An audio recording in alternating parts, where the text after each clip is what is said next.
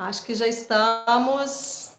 Boa noite a todas, boa noite a todos, boa noite a todes. Muito obrigada para você que está aí assistindo essa live ao vivo e para quem vai assistir a live depois. Hoje a gente tem um convidado mais do que especial, Paulo Pimenta. Mas antes de eu passar a palavra para ele, antes de eu fazer as devidas apresentações, eu queria agradecer imensamente a todos vocês que estão aí e agradecer também ao meu companheiro Brenon, que está aí no suporte técnico, agradecer ao coletivo da Terça Esquerda, meus queridos companheiros, né? A gente se reúne agora de forma virtual. Que saudade de aglomerar com vocês, viu? E agradeço muito todas as construções que a gente faz juntos, os nossos projetos.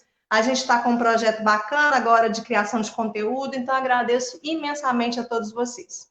Meu nome é Marcele Amador, eu sou professora de História e sou também diretora do Sindiúte, a subsede em Ribeirão das Neves. O Sindiúte é o Sindicato Único dos Trabalhadores e Trabalhadoras em Educação. E sou também da organização da Terça Esquerda. Hoje a gente vai receber, com muita honra, o Paulo Pimenta, deputado federal pelo Rio Grande do Sul. A gente vai falar de institucionalização da estrutura miliciana. Já teve gente que mandou mensagem e falou assim: ixi, vocês vão falar sobre milícia? A gente vai falar sobre todo o contexto atual, que é um contexto muito complicado que a gente está vivenciando. Antes de passar a palavra para o Paulo, eu queria explicar como que funciona a Terça Esquerda e o que é a Terça Esquerda. A Terça Esquerda é um grupo de pessoas, um coletivo, que se reunia antes presencialmente num bar na região de Venda Nova, aqui em Belo Horizonte. A região de Venda Nova é uma região imensa, de vários bairros, perto da Pampulha. E a gente se reunia no Curimbá. Como veio Aí a gente fazia o que lá? A gente se reunia em torno de assuntos, chamava um convidado importante, como o Paulo, falava sobre assuntos interessantes e importantes para toda a sociedade, assuntos de cunho político, socioeconômico, e tudo isso de uma forma mais leve, num bar, enquanto a pessoa falava, a gente bebia. Então, por isso, aqui também a gente bebe. E depois a gente passava para a participação das pessoas, né? O que aconteceu? A pandemia nos pegou, a questão do isolamento social, então a gente começou a fazer as lives o formato de lives, e tem sido bem bacana para nós. A gente está com uma agenda muito legal. Hoje a gente está recebendo o Paulo. Na semana que vem a gente vai falar sobre educação com o professor Adriano e a professora Annelise. Na outra terça a gente vai receber a Márcia Tiburi. Só que tem que tomar cuidado, porque o horário da Márcia é a Márcia Tiburi. O horário da Márcia, como ela está na França, né, vai ser às 17 horas. E no dia 23, a gente vai receber o Henrique Vieira, que é o pastor Henrique Vieira, que é um pastor bem bacana, de cunho de esquerda, progressista, né? Então, essa é a ideia da Terça Esquerda. A gente se reúne no Curim Bar. Inclusive, eu queria passar o telefone do Curim, que é 2528-1313, para quem quiser fazer um pedido lá de uma porçãozinha, pede uma bebidinha, quando vai assistindo a gente, vai curtindo o mesmo formato para a gente não perder aquilo que a gente construiu há 3 anos atrás. E queria pedir também ajuda na divulgação. Você que está aí assistindo, dá um like, comenta, faça sua pergunta para o nosso convidado, compartilha essa live, porque cada vez que você compartilha a live, ela ganha mais visualização. E a gente vive dessa divulgação dos nossos pares, dos nossos amigos e dos nossos companheiros e companheiras. Eu queria aproveitar também, Paulo, a sua presença e a importância dessa live para divulgar uma campanha que a gente está desenvolvendo, que é uma campanha de solidariedade e luta. A Terça Esquerda se uniu à CUT, a CUT Minas, a Central Única dos Trabalhadores e dos seus sindicatos, né? E a gente está fazendo arrecadação e distribuição de alimentos na região de Venda Nova. E também de marmitex às pessoas em situação de rua. E aí eu queria mandar um abraço para a Cissa, que a Cissa, ela faz o marmitex na casa dela, sem marmitex para os moradores de rua. E a gente tem toda uma logística de entrega. Para essa sexta, a gente já conseguiu as doações. Para a semana que vem, a gente ainda não sabe. Então, quem quiser nos ajudar, né, com o braço, com a logística, ou também com a divulgação, ou com participação financeira. O Brenon vai colocar aqui, ó, tá aí, ó, a conta corrente para quem quiser nos ajudar financeiramente. Como é que vai funcionar a nossa live de hoje? Eu vou passar a fala para o nosso querido e ilustre convidado, e aí ele vai ter um tempo para falar, a gente volta para mim, e eu vou ler as perguntas que as pessoas que estão participando e assistindo fizeram, eu volto para a fala do convidado de novo e a gente passa para as conclusões. Lembrando que a gente está num contexto muito triste, né? A gente está vendo aí a internet fervilhando, né? Com as campanhas antifascistas, somos 70%, a questão, né, do que está acontecendo nos Estados Unidos, vidas negras importam. Então, é muito importante esse espaço aqui. Esse espaço é um espaço virtual que a gente precisa ocupá-lo. E também é importante a gente falar sobre isso e manter as nossas ações. As nossas falas, diariamente. Ocupar as redes é importante, mas mudar as nossas posturas são também igualmente muito importantes. Ô Paulo, eu queria agradecer imensamente a sua disponibilidade, agradecer a pessoa que você representa. Eu te acompanho há muito tempo, estava brincando com ele mais cedo, porque eu tenho uma afetividade com o Rio Grande do Sul, né? Meu pai é bolsominion, mas fazer o quê, né? Beijo, pai, se estiver assistindo. Eu lembro de você lá na questão da Embaixada da Venezuela, na campanha do Lula livre, né? Da questão da luta contra a reforma da Previdência. Então, eu agradeço extremamente o fato de você ser esse deputado federal atuante, combativo. Muito obrigada por ter aceito o nosso convite. Muito obrigada por estar aqui conosco hoje. E eu passo a palavra para você. Muito bom, Marcelo. Eu quero dizer que para mim é uma alegria poder estar aqui mais uma vez em Minas Gerais. Nessa pandemia a gente tem viajado muito, né? E ela permite que a gente possa estar perto, mesmo estando distante, né? Então, a tecnologia ela nos oferece essa oportunidade de poder estar aqui hoje. Espero que não muito, né, longe, eu possa estar pessoalmente lá no bar, né, fazendo uma live ao vivo, tomando uma cachaçinha mineira, comendo uma costelinha de porco, torresmo, né, comida mineira. Então, vai ser um prazer muito grande poder estar aí com vocês, né? O tema de hoje, gente, é um tema, digamos assim, não é um tema muito leve, né? A questão das milícias, a maneira como as milícias elas se institucionalizam na estrutura do Estado. O que são as milícias? Milícia é um termo que passou a ser utilizado principalmente no Rio de Janeiro para explicar uma organização.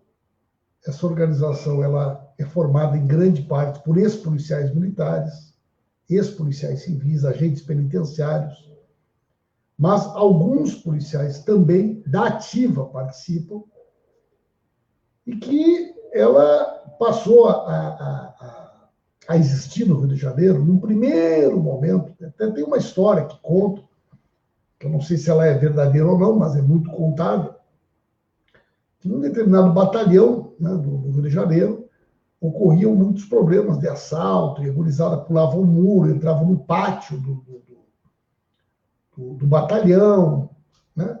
E um belo dia eles resolveram botar ordem, digamos assim, na comunidade em torno do batalhão.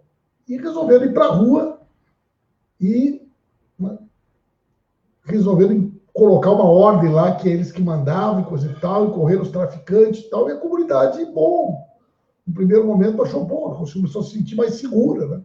O batalhão é aqui, nós não tínhamos segurança, né? Só que isso que no primeiro momento pode ter tido essa conotação, hoje, do meu ponto de vista, ela é uma organização criminosa extremamente nefasta, é uma espécie de uma máfia, só que ela tem essa característica dela ter uma relação intrínseca com a estrutura do Estado, tá? A característica da milícia é essa. São ex-policiais e policiais. Muitos deles Então, o policial, por exemplo, ele tem uma escala de serviço e tu não sabe se ele está lá na milícia fazendo segurança privada, se ele está lá de serviço ou não. E qual é a vantagem do miliciano? É que ele, como ele é um policial, ele foi um ex-policial, ele consegue acionar os colegas, ele consegue saber com antecedência operações que vão ocorrer numa comunidade, e a partir de um determinado momento começaram a vender proteção, né?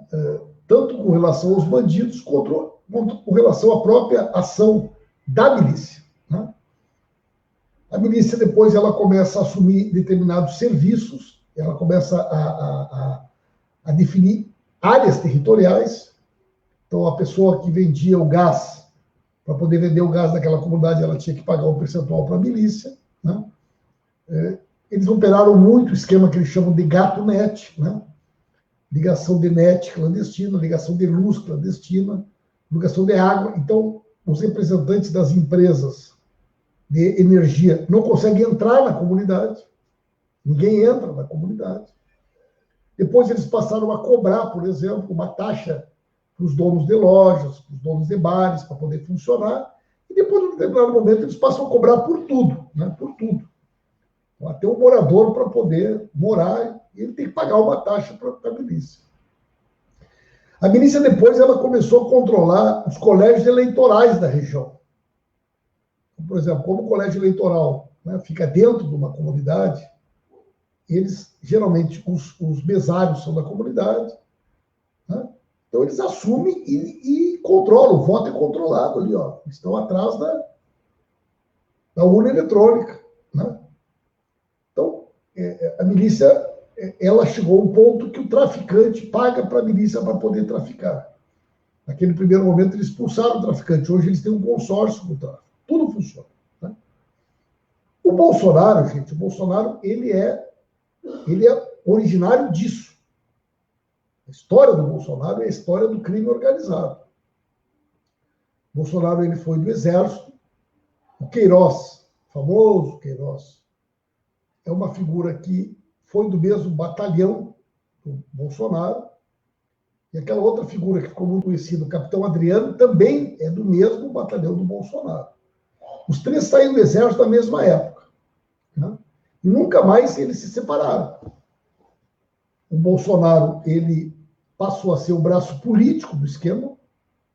O Queiroz passou a ser o tesoureiro, uma espécie de um PC Farias. E o capitão Adriano era o lado operacional, controlava o escritório do crime, o cara que fazia, que assassinava, que matava, né?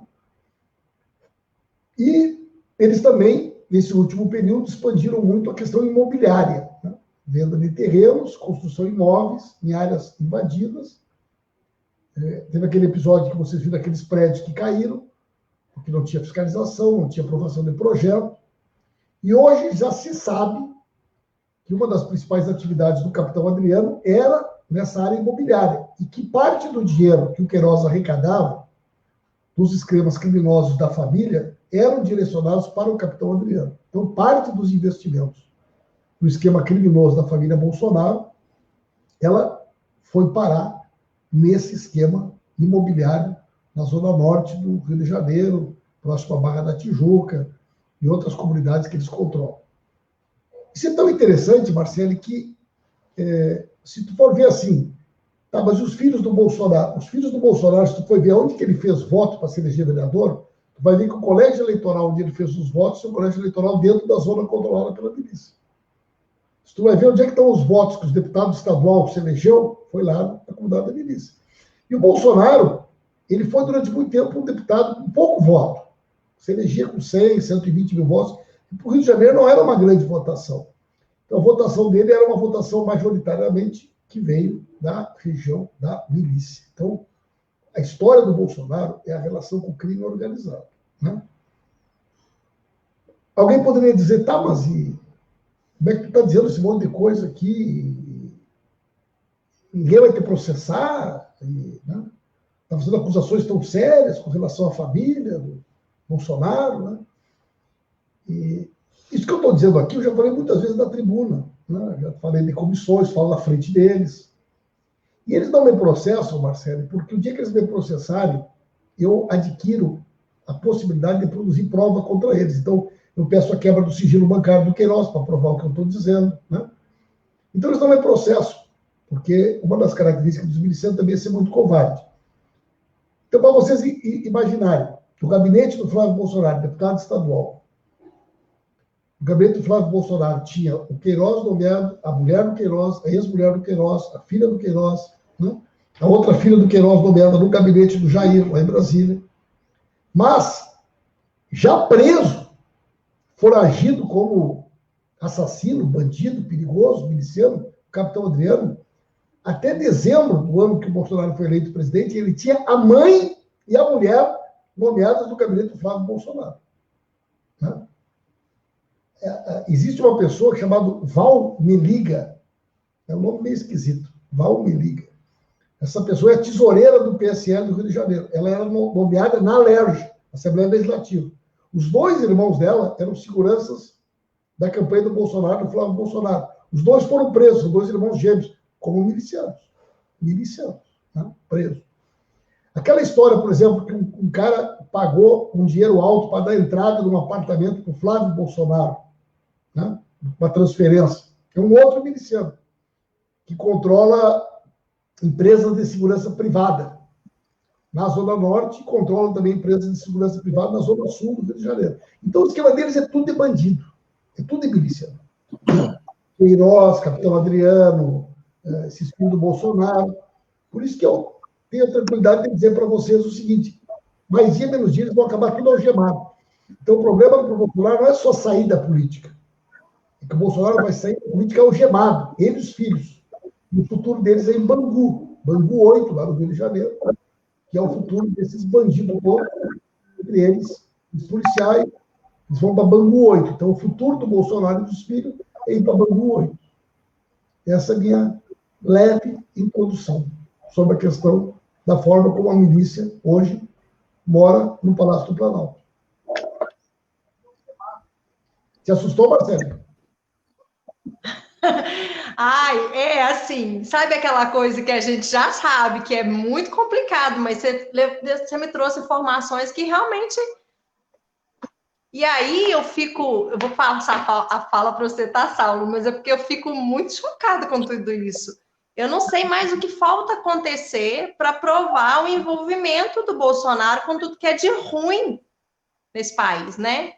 Eu vou passar a fala para o nosso companheiro que entrou aí um pouquinho atrasado, mas ele precisa participar. Estava ansioso para falar com você, Paulo.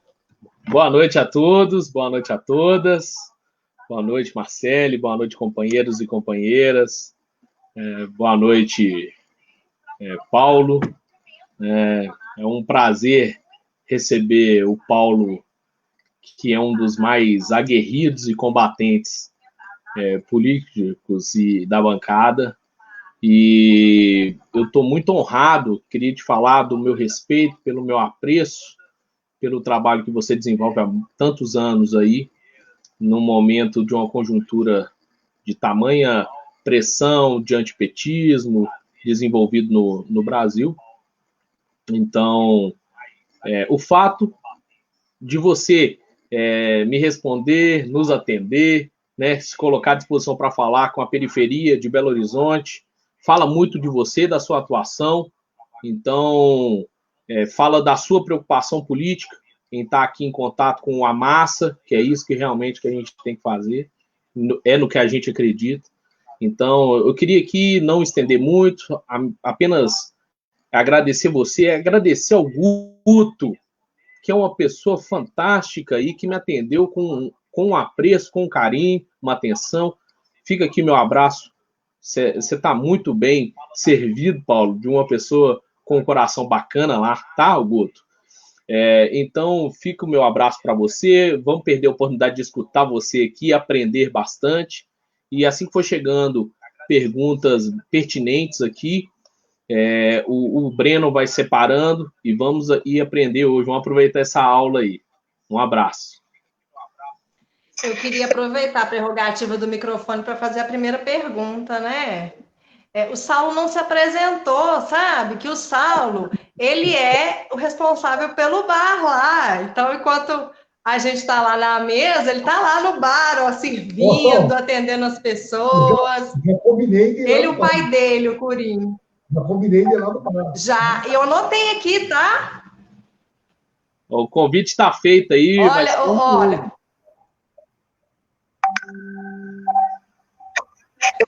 Eu já anotei e eu espero realmente que quando tudo isso passar, você possa nos prestigiar pessoalmente lá na Terça Esquerda. Eu garanto que você vai gostar bastante. Vai ser maravilhoso. Antes de eu te perguntar, eu queria só salientar umas pessoas aqui que eu não... Gente, eu tenho impressão, Paulo, que tá bombando. Eu tenho impressão que é recorde de audiência, porque eu não estou conseguindo acompanhar os comentários, né?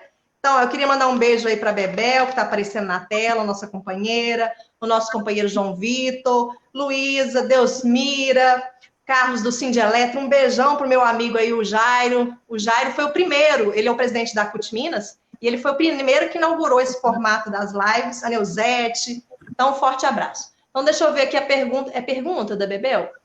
Tá. Gente, a idade chega, né? Vocês estão no YouTube também. Sim, sim. Vou fazer uma pergunta para vocês. Vocês estão no YouTube. Vocês estão no YouTube também, né? Eu vi o canal de vocês. E vocês transmitem no Face e no YouTube ao mesmo tempo ou não? Não. Depois ele vai para lá. A gente não Face. consegue fazer simultâneo. Mas, por exemplo, lá presencialmente, deixa a pergunta da Bebel aí que eu já vou ler. Lá presencialmente, o que a gente fazia, Paulo? A gente filmava, né? De uma forma meio artesanal, né? A gente filmava os encontros e depois a gente baixava. Aí era transmitido ao vivo pelo Facebook. Depois a gente passou a filmar com 2 celulares para transmitir para o Instagram também. E aí, depois dessa filmagem, a gente baixava no YouTube. Então, tem muito dos nossos encontros lá. Estão lá arquivados, né? A gente está construindo um memorial. O João Vitor, nosso companheiro, está construindo um memorial porque são 3 anos, né? São 3 anos de resistência na periferia. Então, é um trabalho que me encanta cada dia mais. Eu sou apaixonada por esse coletivo e por esses meninos e por essas meninas.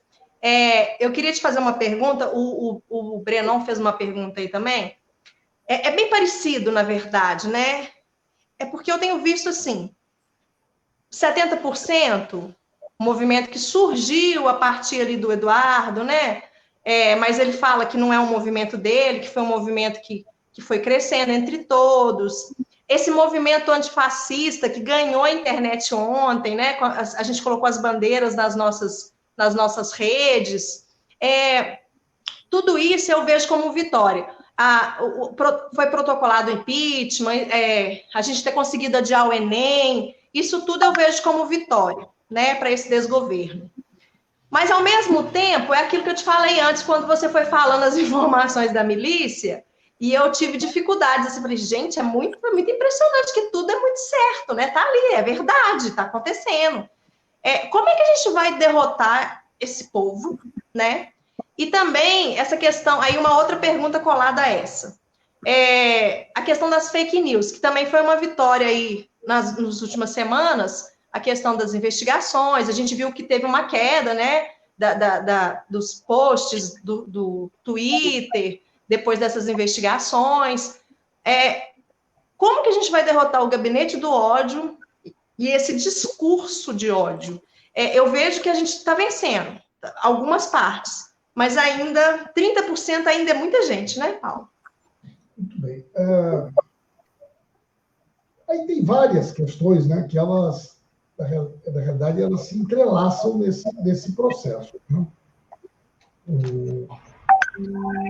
Eu acho que o bolsonarismo ele não teria crescido, em primeiro lugar, se ele não tivesse encontrado um terreno fértil.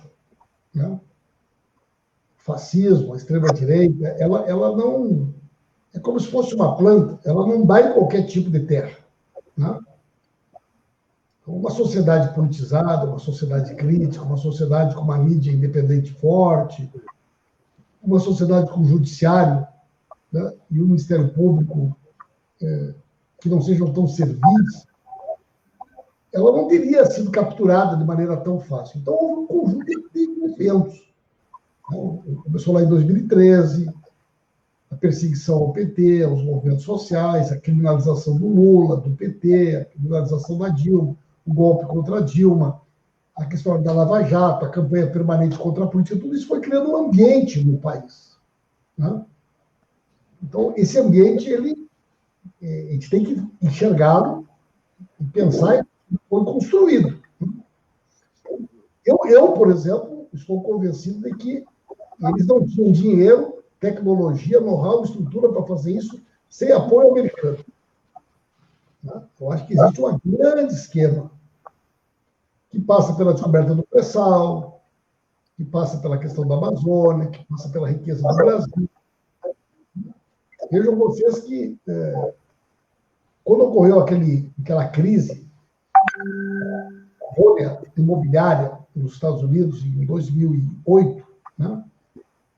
Se a gente olhasse para a América do Sul, naquele período, a gente ia enxergar os Kirchner na Argentina, Mujica no Uruguai, Lula e Dilma no Brasil, Lugo no Paraguai, Rafael Correa no Equador, Evo Morales na Bolívia, Chávez e Maduro na Venezuela, Bachelet no Chile.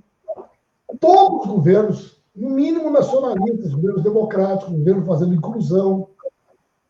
O pré-sal foi a maior descoberta de petróleo no mundo no século XXI. A Venezuela tem a maior reserva de petróleo do planeta. E eles perceberam que pelo voto eles não ganhavam.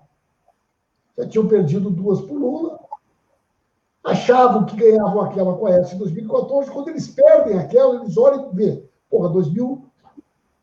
agora 2018 é o Lula, depois 2022 é o Lula de novo, esses caras não vão sair mais daí. Né?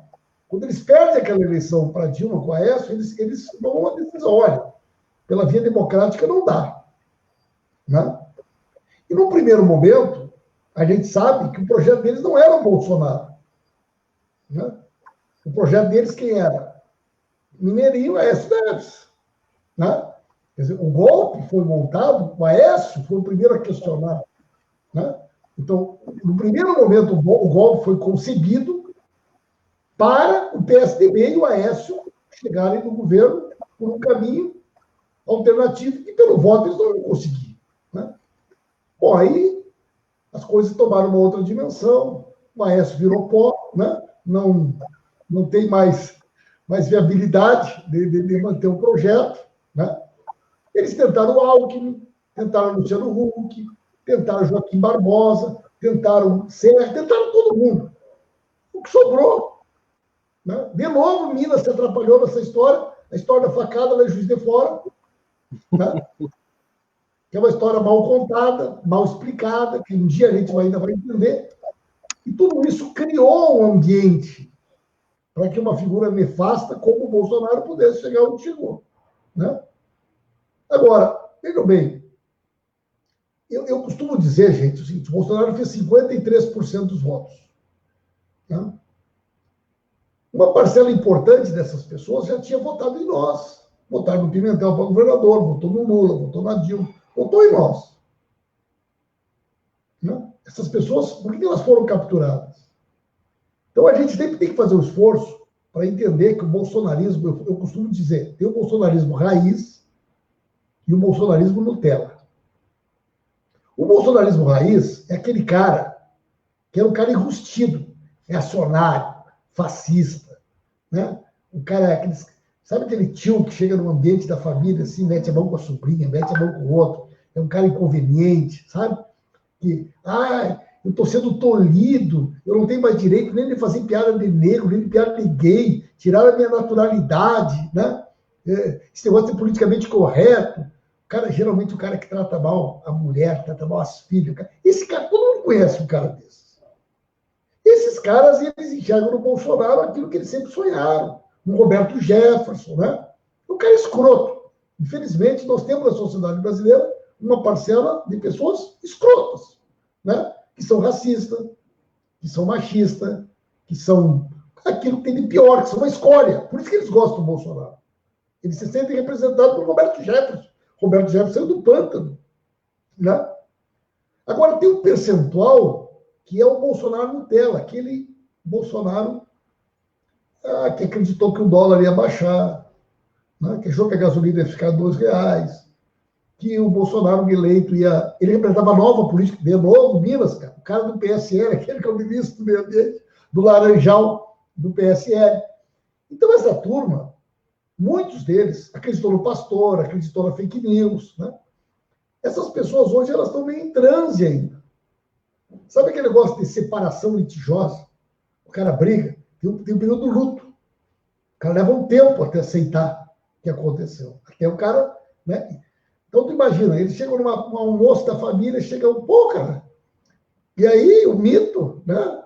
Não disse que o homem era honesto, olha os filhos dentro do bandido, cadê o Queiroz? Fala Queiroz, o cara já quer ir embora. Aí a mãe quer, não faça mais isso com o fulano, a sogra, né? Não quer mais nem vir nos almoços da família, tem vergonha. Promete que não vão dizer a palavra Queiroz nenhuma vez. Promete que não faça o suco de laranja. Se fizer suco de laranja, eles vão achar que é um deboche com eles, entendeu? Então, essa turma a gente tem que recuperar. E essa turma a gente vai recuperar, eles estão coitados, eles estão voltando, apanhando. Perderam Minha Casa Minha Vida, perderam o ProUni, perderam tudo que tinha, perderam emprego, perderam crédito, perderam previdência. Só tomar a cabeça e acreditar no mito. Eu cheguei de noite, cara, estou aqui nessa situação, acreditei no outro, né? Bom, dessa turma aí, dos bandidos, uma parte desses 22% é bandido, né? Então, tu imagina o seguinte, vamos lá. Tem esse inquérito que está sendo tocado pelo Supremo Tribunal Federal. Que quarta que vem tem um dia decisivo, onde o STF vai julgar se o inquérito pode ou não ser tocado pelo STF, que o Bolsonaro está questionando. Tem um inquérito que apura a fraude das eleições.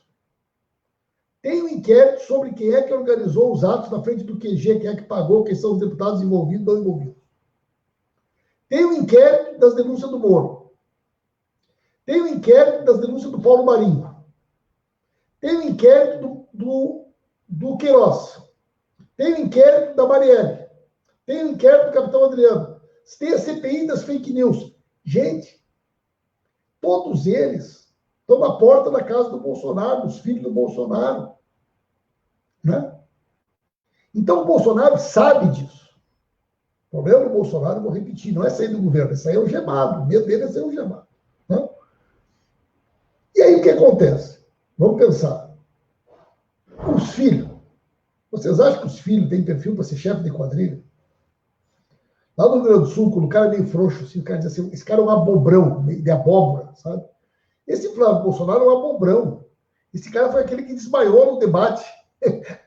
A Xandira falou com ele, não sei o que, o cara desmaiou no debate para prefeito. Eu acho que aquele cara vai ser chefe de milícia, gente.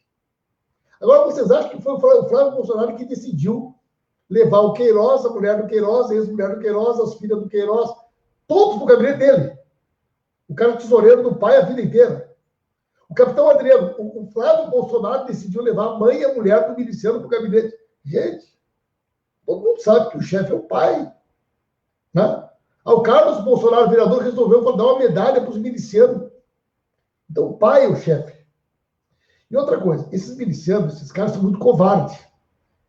Então, na hora que pegar o primeiro, vão começar a delatar. Esses caras delatam. Isso aí, sabe que delator é uma... Eu tenho pavor de delator, né? Para mim, cagueta é uma das piores categorias que tem. Mas esses caras aí são tudo cagueta, tudo delator. Então, esses caras vão delatar todo mundo. Então, o medo do Bolsonaro é esse. Aquele jeito deles, olhos bugalhados, aquele é medo, entendeu? Porque vocês imaginam o seguinte, o Queiroz era um tesoureiro. Essa conta, gente, rodou muito dinheiro. De várias coisas. De várias coisas. A lei de Michek, que chegou nessa história no meio do caminho, começou a ter as contas dela pagas por um tal de Queiroz. Que eu acredito, talvez, que no primeiro momento a Leide nem imaginava quem era. A Leide queria não sei o quê, tinha dinheiro. A Leide queria não sei o quê, tinha dinheiro. E agora, gente, o fundo bancário do Queiroz, vai aparecer que as contas da Leide foram pagas durante anos pela conta, onde entrava o dinheiro da mãe e da mulher do capitão Adriano. O dinheiro da milícia pagava as contas da família, inclusive da Leide. E a Leide não tem foro especial. Já pensou? Então, o Bolsonaro, gente, imagina o Bolsonaro. Ele olha para os filhos e chama o filho com aquele uniforme de bambu. Sabe por que ele chama pelos números? Porque lá em Bambu tudo tem número. Então, ele já está se acostumando, entendeu? Então, por exemplo, eles vão ter vai ser o 1700, que é ele. 00 não vale nada. Aí vai ter o 1701, o 1702, o 1703, o 1704. Então, ele olha para os filhos e enxerga aquele uniforme de bambu, que é cor de laranja, e começa a imaginar, entendeu? Os filhos tudo em bambu, entender que vão levar leite. Então, ele fica apavorado, gente, sabe? Então, e eu acho que as coisas estão muito próximas. Dependendo dessa decisão do Supremo Tribunal Federal amanhã, quarta que vem, a chapa vai esquentar, gente. E o bicho vai pegar. Tá. Eu gostaria. Ele se apavora.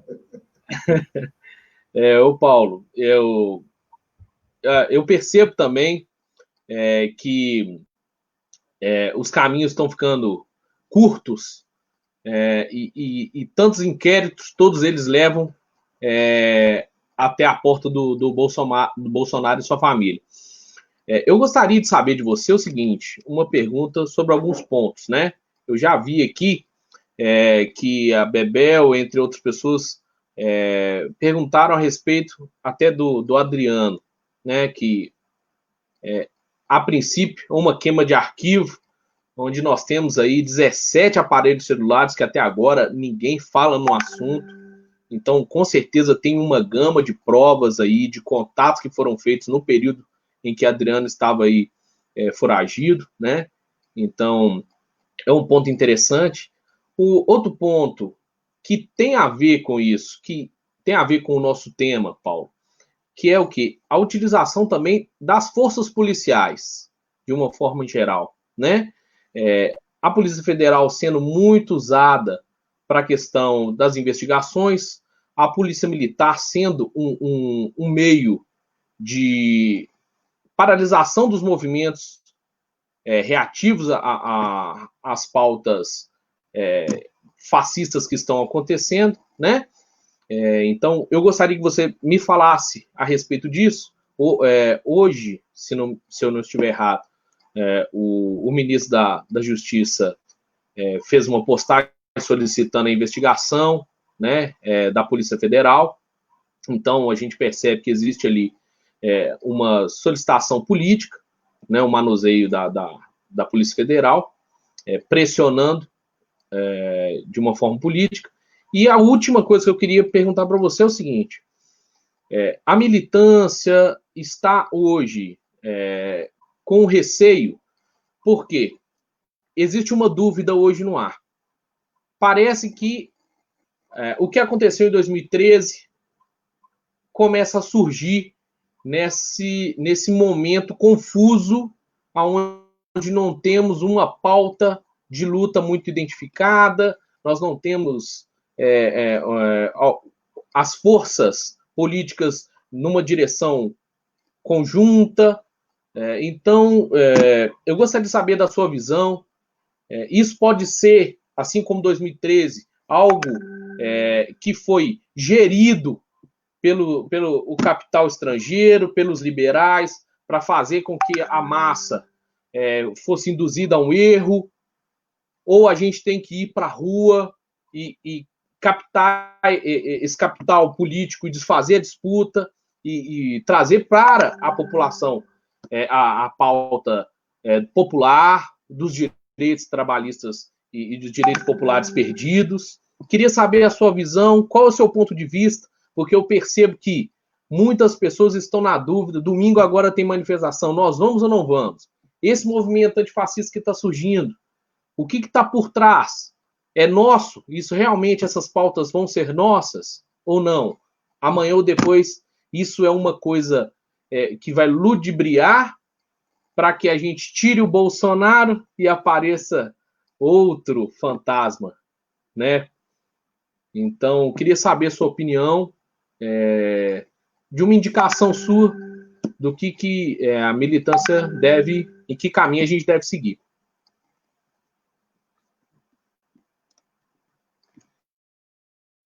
na realidade, fez várias perguntas, né? E cada uma delas é mais difícil que a outra, né? Vamos ver o que eu consigo, pelo menos, tentar responder alguma coisa, né? Vou começar pelo fim. Tu diz assim, pode aparecer outro, né? Na minha opinião, hoje existe uma guerra dentro da direita. Há uma disputa hoje feroz para saber o seguinte: qual será a cara da direita brasileira? Essa turma, Dória, Luciano Huck, Mandetta, Moro, Rodrigo Maia, Witzel, essa turma quer ser.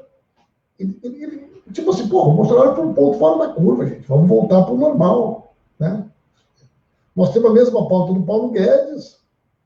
A gente é a favor da privatização, a gente é a favor de tudo que vocês querem, e a gente não está envolvido com os milicianos, então é muito melhor lidar conosco, né? E o Bolsonaro sabe que a hora que a direita tiver uma viabilidade, eles vão ser o primeiro a querer a cabeça dele. Então o Bolsonaro, ele olha para o Dória. Por que ele tirou o Mandetta? Por que ele tirou o Moro? Porque eram alternativas da direita que poderiam se criar por dentro do governo, né? Por que ele escolhe o Witzel, o Dória, o Rodrigo Maia? Porque é daí que pode surgir essa alternativa da direita, né? Não miliciana, certo? Vocês me desculpem a franqueza, vou falar uma coisa aqui que talvez seja polêmica, certo? No campo da esquerda também há uma disputa.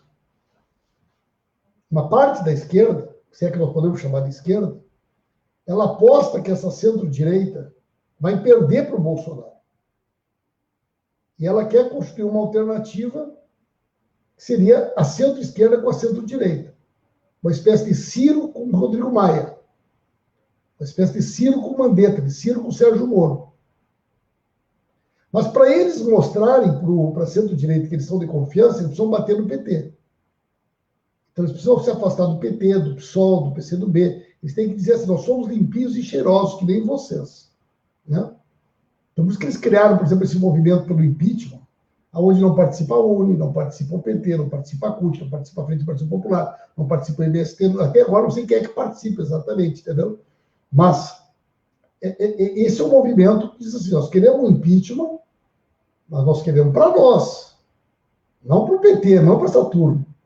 Para isso tem que ser um processo construído por nós. Então, hoje há uma aproximação de setores do centro.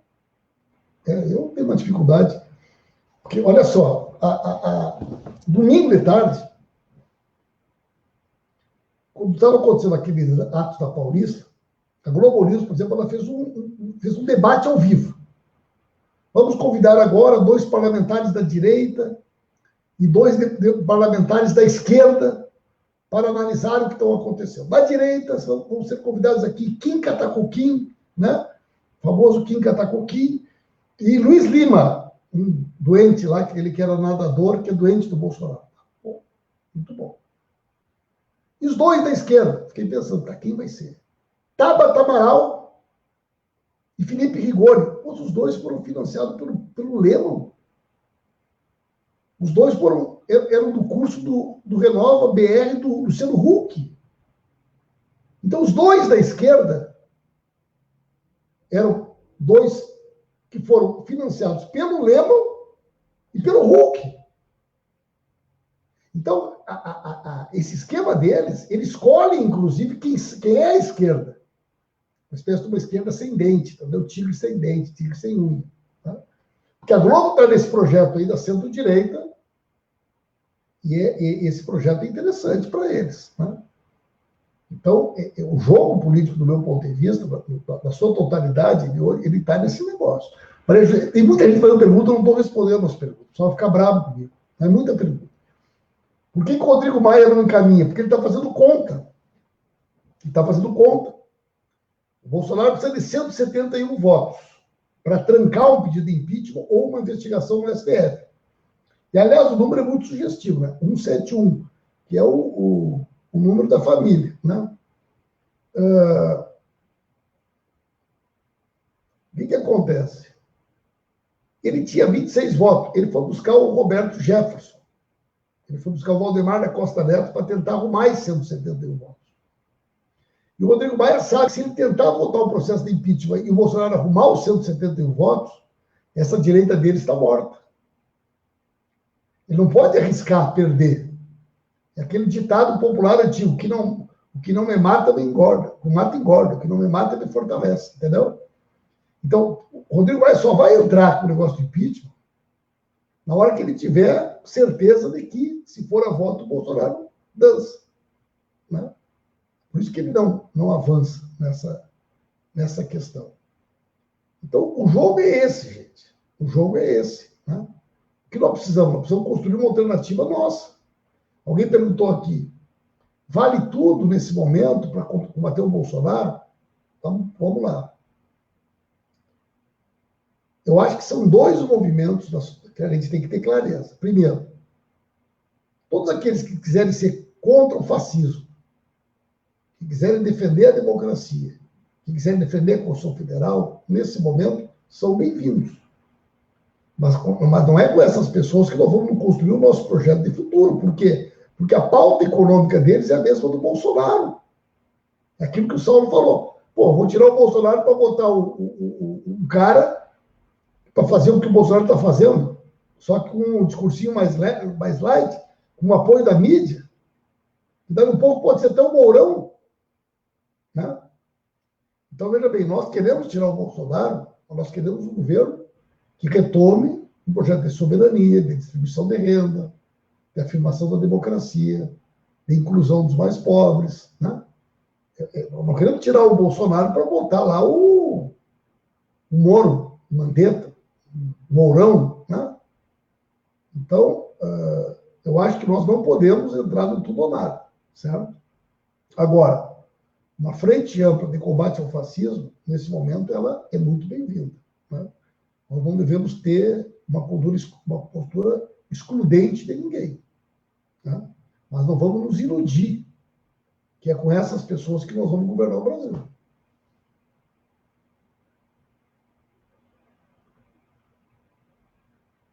O João Vitor está botando Júlio e Violeta, todos juntos para derrubar o capeta. É boa essa palavra de ordem. É um povo aguerrido.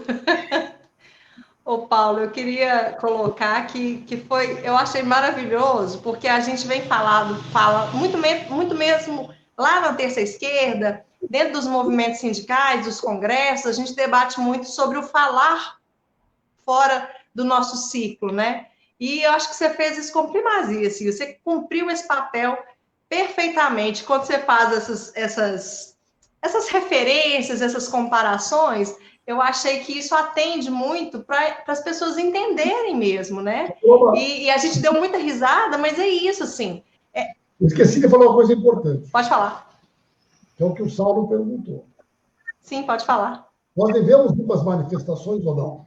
É uma pergunta muito importante, Saulo. Tá? Por quê? Porque nós construímos um patrimônio que foi acreditar na ciência, defender o isolamento social e não entrar na loucura da gripezinha, né? da loucura do resfriadinho, na loucura do Osmar Terra Plana. Osmar Terra Plana, por exemplo, ele foi um dos grandes ideólogos que levou o Bolsonaro a acreditar que a doença não existia, que era uma invenção da mídia. Agora, se o cara pensa que a Terra é plana, como é que o cara vai... E é até engraçado, porque só tem um brasileiro que já olhou a Terra de longe, que é ministro dele, que é o astronauta. Então, se alguém pudesse testemunhar para ele que a Terra é redonda, era o astronauta. Mas, mesmo assim, né, ele tendo junto com ele a única testemunha ocular que nós temos no Brasil, só temos um brasileiro que já viajou em órbita, podia dizer, presidente, eu olhei de lá, é redonda a Terra, é redonda, eles não estão inventando.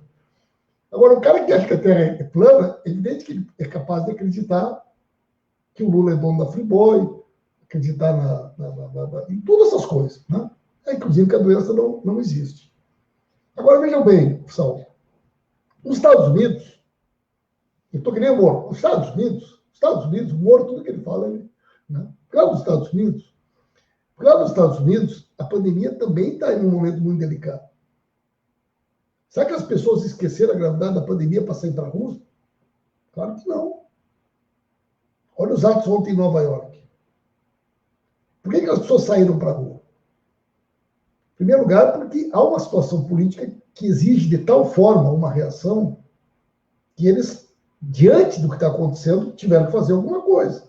Assim, pô, vamos deixar matar os nossos por causa da pandemia. Né? Segundo, as pessoas estão tendo cuidado. Né? Estão evitando o isolamento, estão usando a máscara, estão com gel, estão se cuidando, estão tomando uma série de procedimentos. Então, eu não acho que nós temos que agora simplesmente dizer para as pessoas, vão para a rua. Não. Nós temos que pensar como fazer isso. Nós temos que começar a fazer atos, performances, isolamento social. Aí o povo pega uma avenida, bota... Eu sou presidente do PT do Rio Grande do Sul, certo? Hoje nós estamos debatendo com a CUT, com a Frente Brasil Popular. Então pega uma avenida lá, bota 2 pessoas a cada 2 metros de distância, faz uma coisa diferente. Vamos fazer os viadutos, vamos fazer adesivo, vamos fazer performance. Ontem em Brasília teve um ato muito bonito. Eles pegaram... cada pessoa de branco representava uma das pessoas que perdeu a vida. Cada uma carregava um balão vermelho com o nome de uma pessoa que morreu. Eles diziam mais ou menos assim: cada pessoa que você foi, ficou um que lhe amava. Mais ou menos assim a frase. Tradução literal, uma tradução livre. Que eles fizeram um ato muito bonito. Teve uma estética bonita. Ninguém acusou de quebra de... Né? Então, nós temos que ter criatividade também. Né? Para pensar, para ver como construir esse negócio, né? De uma maneira que a gente possa pensar. Agora, nós não podemos estar de fora, Sal. Né? Eu acho que, dentro de todos esses cuidados, dentro de todas essas precauções que nós precisamos, a gente precisa pensar uma maneira de estar chegando perto do pessoal, porque também não tem sentido. Né? Tem várias questões, gente. O povo está passando fome. Né? Nós temos 41% da nossa economia informal. A previsão do governo é o mês que vem acabar com esse auxílio. Nós temos que conquistar esse auxílio até o final do ano. Nós não vamos conseguir fazer isso sem algum nível de mobilização. Né? As pequenas empresas, microempresas, gente, ninguém recebeu nada até agora. O que tem de gente fechando, desaparecendo do posto de trabalho. Então, nós precisamos pensar com calma, com tranquilidade, respeitando o isolamento social, mas pensar, né? Como é que a gente pode fazer o que está fazendo. Né? Conhece essa música ou não? Não é que não. Ah, é sua? Cobre aqui de nuvens carregadas. Eu vejo a tempestade se aproximando. As folhas dançam em círculos Você pela... postou um vídeo esses dias, hoje, eu acho. É músicos mineiros, gente. Só músicos mineiros. É, a música dos minhas é pro Lula. Vamos ter que tocar essa lá no bar depois da pandemia. É linda. Sim! A música é linda, gente. O seu áudio está cortado, Saulo. Linda. Eu vi que você postou na live que você fez. Foi hoje, não foi? É mesmo, eu gosto. Eu gosto muito dessa música. A gente está... Hã? Essa música é muito legal. É maravilhosa, maravilhosa. E obrigada pela homenagem, né, de lembrar aí os mineiros. Nós estamos chegando a quase 1 hora de live, então eu vou passar para as nossas considerações finais, para as nossas falas finais. Vou fazer uma live agora, 20h30, chamada Vidas Negras Importam, só com mulheres negras. Certo? São companheiras, uma companheira nossa do Rio de Janeiro, uma de São Paulo, uma companheira nossa que é vereadora em Salvador, e uma companheira nossa de Porto Alegre. Certo? Vai ter um momento de debate aí sobre tudo que está acontecendo. E no canal da Resistência. Nosso canal. Ah, lá, tô colado. Manda pra gente, o canal da Resistência. Manda pra gente também divulgar, né? Aí a gente divulga nas nossas páginas. Também, gente, quando vocês quiserem, aquilo que eu estava falando, se né? vocês quiserem divulgar as coisas de vocês, Mandem para nós, que a gente divulga. Nós temos um Twitter que é bom também, temos, né? Não, com certeza. Programações de vocês aí. Se a gente puder ajudar. Obrigado. Ai, a gente agradece. Vai ser muito importante, a gente agradece muito. Porque é isso, a gente pede geralmente às pessoas que participam, que estão assistindo, que ajudem a gente na divulgação, porque a gente trabalha desse jeito, a gente não tem robôs, né? Então a gente quer divulgar uma comunicação eficiente da esquerda, a gente está produzindo conteúdo, então a gente quer sim que você nos ajude a divulgar, vai ser muito bom. De novo, te agradecendo pela sua fala clara, pela sua fala aberta, pela sua fala principalmente didática, né? Que é uma fala que atende a todos, muito explicativa, e para um tema tão difícil, tão triste, tão doloroso e tão ruim, né? Que é essa questão dos milicianos que se colocaram aí no governo, né? Te agradecer imensamente, novamente. Eu vou passar para o Saulinho fazer a consideração final e depois eu passo para você, Paulo, para você finalizar para nós, por favor. Eu gostaria de agradecer mais uma vez o Paulo, gostaria de agradecer a todos e a todas do Movimento Terça Esquerda que estão acompanhando, pedir desculpa para todo mundo que mandou mensagem, talvez não deu tempo da gente responder, porque a gente sabia que o nome do Paulo poderia gerar uma quantidade de perguntas maiores do que o normal, mas, de qualquer forma, fica aqui o nosso agradecimento pela participação de vocês, mesmo que a sua resposta não tenha sido respondida. Então, ô Paulo, fica aqui o convite para que assim que isso acabar e você tiver a possibilidade de visitar Belo Horizonte, que você venha nos conhecer pessoalmente, tomar uma cerveja, uma cachaça, bater um papo conosco aqui, para a gente poder apertar a sua mão com álcool em gel pertinho. E eu gostaria... Gente aglomerar. Agora que a gente vai passar a fala para você, eu gostaria, se você tivesse aí uma última fala breve, de incentivo, para que a gente possa passar por esse momento aí, uma fala com a potência do Paulo Pimenta. E fica aí um forte abraço, fraterno abraço, um agradecimento muito forte para você.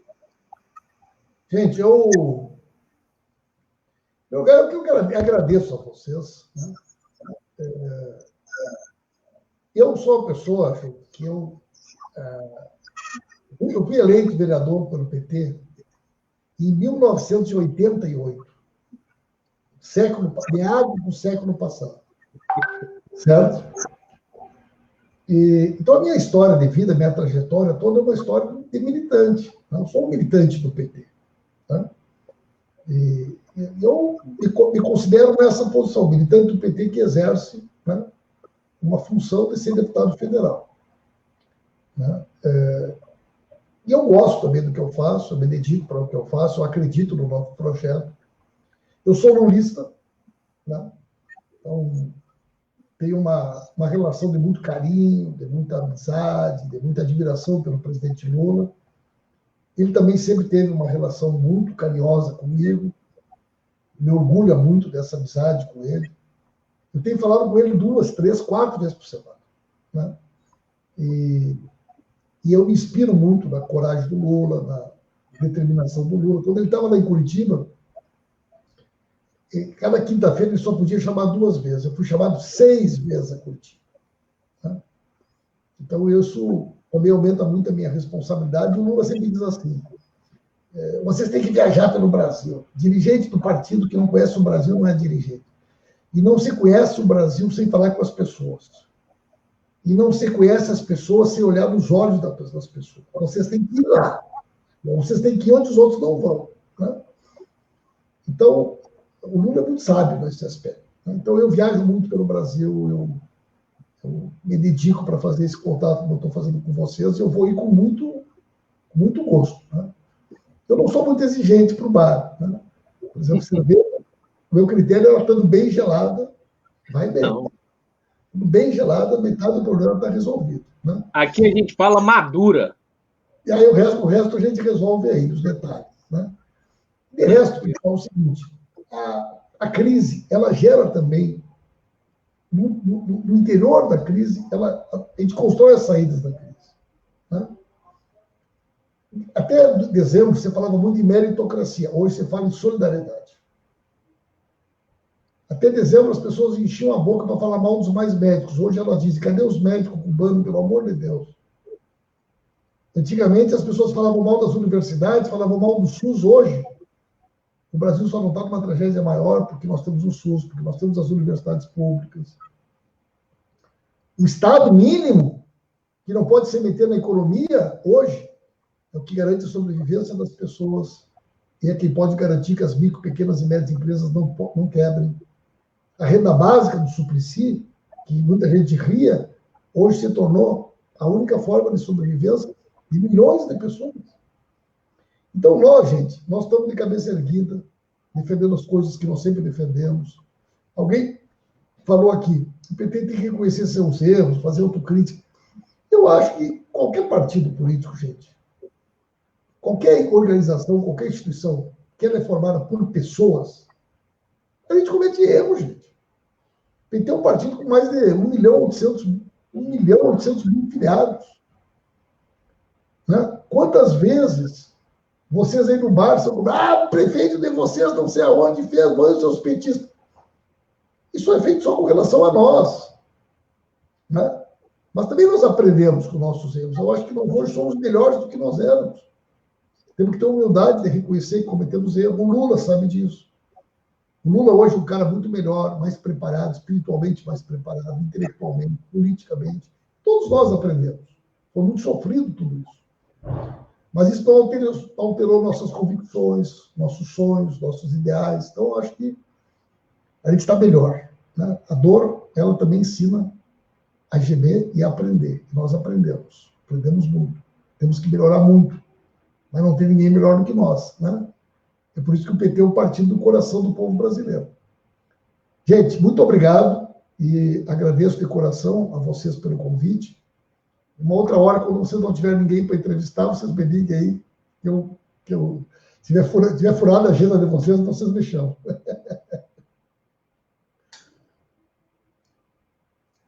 Está desligado o microfone. O microfone está desligado, Marcelo. Novo, que se chama Ribeirão da Resistência. Que a gente tem uma região metropolitana aqui, uma cidade chamada Ribeirão das Neves. E aí eu levei esse conceito para lá também. Só que lá a gente roda vários bairros da região, sabe? E Neves é uma região muito carente. Então aí, vou te levar para lá também, quem sabe? Você topa? Eu tenho um convite para ir a Sete Lagoas. É perto? Pertinho. Aí, tudo pertinho. Tudo pertinho. Um abraço, pessoal. Mas aí a gente pode fazer no formato de live e quando puder voltar, a gente fica junto. Gente, muito obrigada, viu? A todos que participaram, a todos e todas. Muito obrigada. Ajuda a compartilhar. Beijo. Ajuda na campanha, viu, gente? Na campanha de solidariedade. Um forte abraço para todos. Muito obrigada, Paulo. Valeu. Foi ótimo, foi lindo. Obrigada mesmo. Muito maravilhoso.